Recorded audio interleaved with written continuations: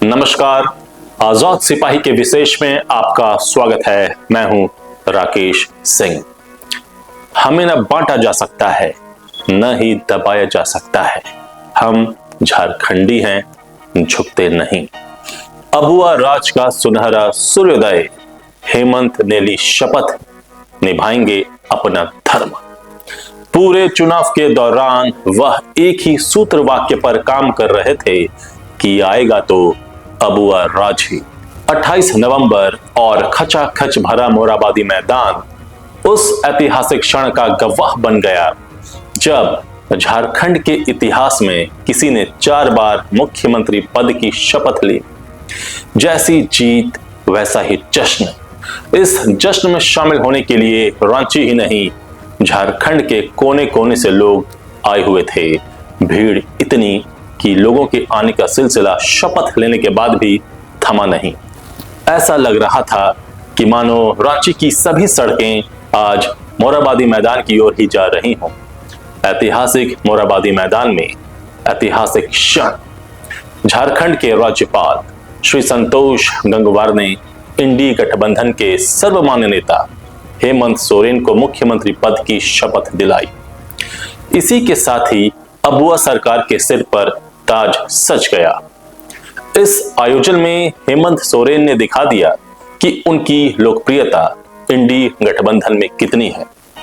इस आयोजन में कांग्रेस नेता राहुल गांधी, कांग्रेस अध्यक्ष मल्लिकार्जुन खड़गे से लेकर पश्चिम बंगाल के मुख्यमंत्री ममता बनर्जी, दिल्ली के पूर्व मुख्यमंत्री अरविंद केजरीवाल, यूपी के पूर्व मुख्यमंत्री अखिलेश यादव, बिहार के पूर्व डिप्टी सीएम तेजस्वी यादव, तमिलनाडु के डिप्टी सीएम और डीएम के नेता उदयनिधि स्टालिन, कर्नाटक के डिप्टी सीएम डीके शिव कुमार समेत कई बड़े नेता इस ऐतिहासिक क्षण के गवाह बने।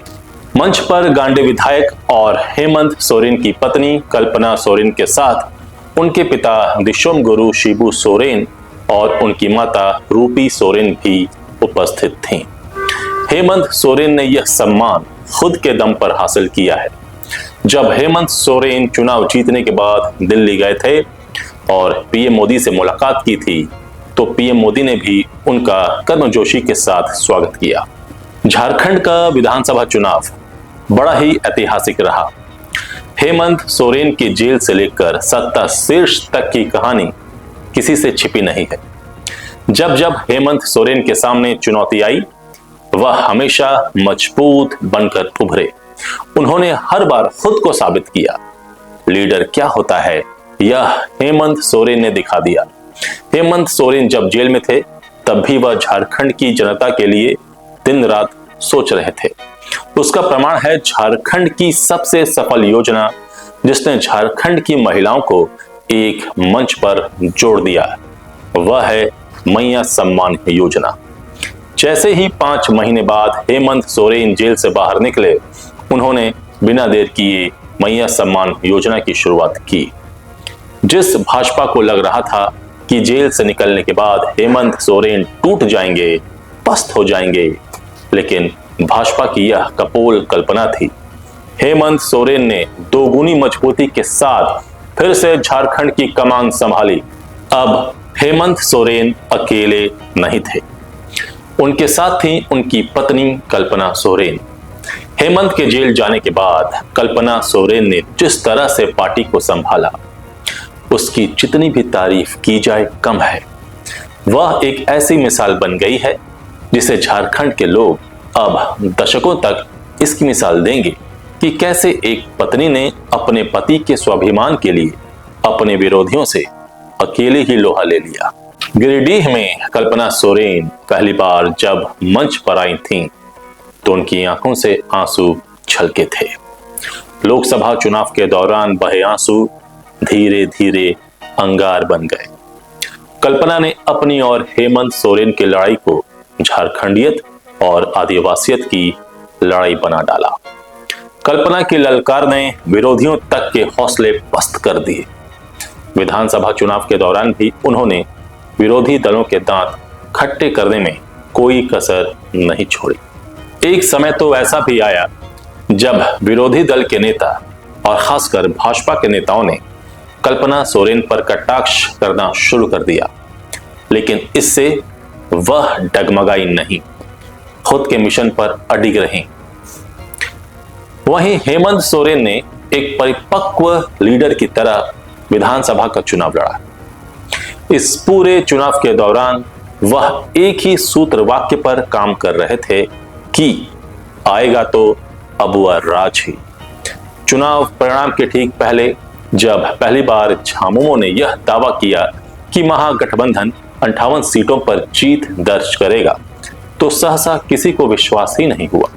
उसका एक कारण राष्ट्रीय एजेंसियों का मनगढ़ंत एग्जिट पोल सामने आया, जिसमें अधिकांश ने भाजपा गठबंधन को बहुमत में दिखाया। 23 नवंबर को कहानी पलट गई और अधिकांश एग्जिट पोल को धता बताते हुए हेमंत सोरेन की अगुवाई वाले महागठबंधन ने इतिहास रच दिया। उसने 56 सीटों पर जीत दर्ज की। 2 सीटें वह मात्र 2 से 300 के अंतर से हार गई। 28 नवंबर को एक नए हेमंत सोरेन का उदय हुआ, जन जन की आवाज वाले हेमंत का। हेमंत को देखने के लिए मोराबादी मैदान में भीड़ बेसुध चली आ रही थी। जैसे ही हेमंत सोरेन मंच पर आए, वैसे ही जो उत्साह जनता में उनके प्रति देखा गया वह अकल्पनीय था। शोर ऐसा कि मानो झारखंड का धरती पुत्र आ गया। ऐसा दृश्य शायद ही झारखंड के इतिहास में किसी नेता के लिए देखा गया हो।